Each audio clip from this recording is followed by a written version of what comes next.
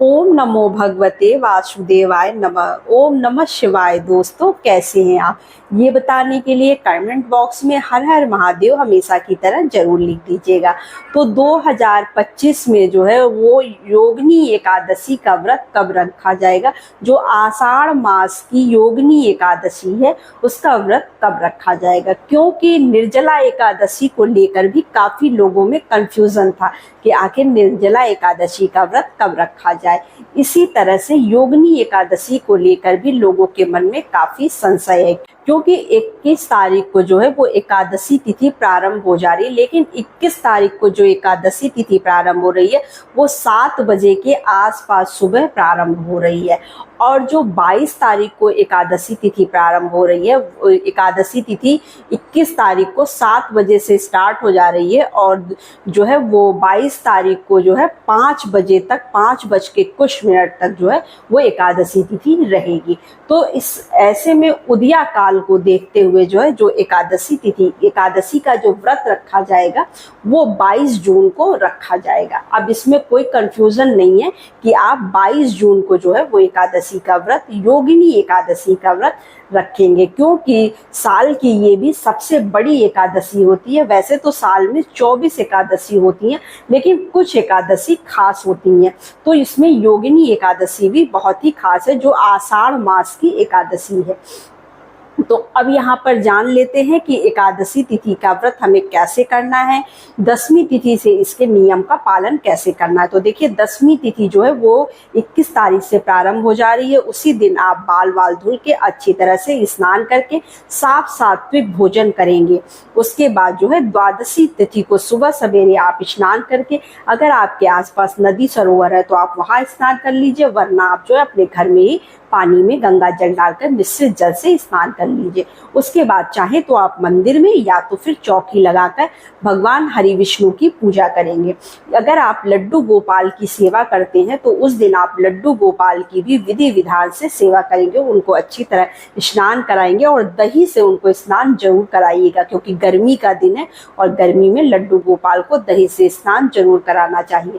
तो इस तरह से हम स्नान करा के उनका श्रृंगार करके जो है वो लड्डू गोपाल की भी पूजा करेंगे। उसके बाद जो है हम हरि विष्णु की पूजा करेंगे, वस्त्र स्वरूप कलावा समर्पित करेंगे। लेकिन देखिए, एकादशी के व्रत में कभी भी जो है वो चावल का प्रयोग नहीं किया जाता। अक्षत के रूप में, यहीं पे हम कभी कभी गलती कर जाते हैं, बहुत से लोगों को नहीं भी पता होता है, और मैं अपने हर वीडियो में एकादशी के बताती हूँ कि चावल का प्रयोग, अक्षत का प्रयोग नहीं किया जाता। तो यहाँ पे हम प्रयोग किस चीज का करेंगे? तिल का।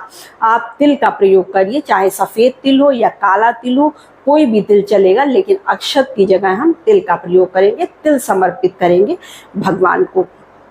सुबह सवेरे जो है आप व्रत का संकल्प लेंगे कि आपको आखिर व्रत करना कैसे। देखिए, बहुत लोग फलाहार खा के रखते हैं इसका व्रत, बहुत लोग जो है वो एक ही बार फलाहार खा के, तो आप जैसा देखिए नियम लेंगे, जैसा आप नियम लेंगे वैसे ही आपको व्रत को पूरा निभाना भी पड़ेगा। अब बहुत लोग जो है वैसी पूजा ही सिर्फ कर लेते हैं, नहीं भी व्रत रखते हैं। तो अपनी अपनी श्रद्धा के ऊपर है, अपने अपने ऊपर है आपको किस तरह से व्रत करना है, कैसे योगिनी एकादशी की पूजा करनी है। तो जो लोग व्रत नहीं भी रखते हैं उनको भी इस दिन हरि विष्णु की पूजा विधि विधान से करनी चाहिए अच्छी तरह, ताकि आपके जीवन में कोई भी परेशानी चल रही है, आपकी कोई भी मनोकामना है, वो उस दिन पूर्ण होती है। यह पूजा आपको करनी जरूर चाहिए। अगर आप व्रत रख रहे हैं तब तो आप पूजा करेंगे ही करेंगे। और सुबह की पूजा में हमें भगवान विष्णु को विराजमान करा के, फोटो है तो फोटो, मूर्ति है तो मूर्ति, उसके बाद जो है आप तुलसी दल का भोग जरूर लगाएंगे। तुलसी जी को आप जरूर चढ़ाइएगा उनके भोग में। और हम जो है जो गणेश जी को भोग लगाएंगे, क्योंकि सर्वप्रथम हम गणेश जी की पूजा करते हैं, तो गणेश जी के भोग में हम तुलसी दल नहीं डालेंगे। तो इस तरह से हमें पूजा करनी है। उस दिन हमें तुलसी दल नहीं तोड़ना चाहिए, एक दिन पहले ही आप तुलसी दल तोड़कर रख लीजिएगा। और ना ही तुलसी जी में जल चढ़ाया जाता है। ये मैं बार बार बताती हूँ कि एकादशी तिथि पर तुलसी जी को जल नहीं चढ़ाया जाता है, क्योंकि तुलसी माता तुलसी खुद हरि विष्णु जी के लिए व्रत रखती हैं, उपवास रखती हैं। तो अगर हम इस तरह का कुछ भी करते हैं तो जो है उससे हम उनका व्रत खंडित हो जाता है और उसका सारा पाप हमें लगता है।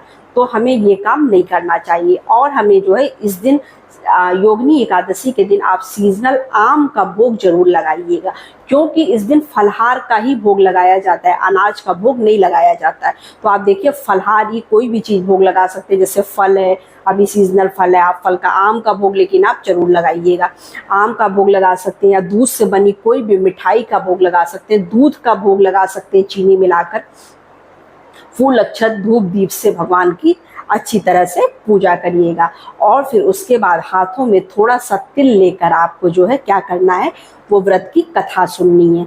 कथा आप जरूर सुनिएगा, अगर कोई पंडित को बुलाता है तो पंडित से सुन लीजिए, वरना आप कथा खुद भी पढ़ सकते हैं, या आपको चैनल पर भी इसकी कथा मिल जाएगी। तो आप कथा सुन लीजिएगा। उसके बाद जो तिल आपके हाथ में बचा रहेगा थोड़ा भगवान को चढ़ा देंगे, और थोड़ा सा हम जो कलश का लोटा रहेगा उसमें डाल देंगे, और इसी जल से जो है सूर्य भगवान को हम अर्घ्य दे देंगे।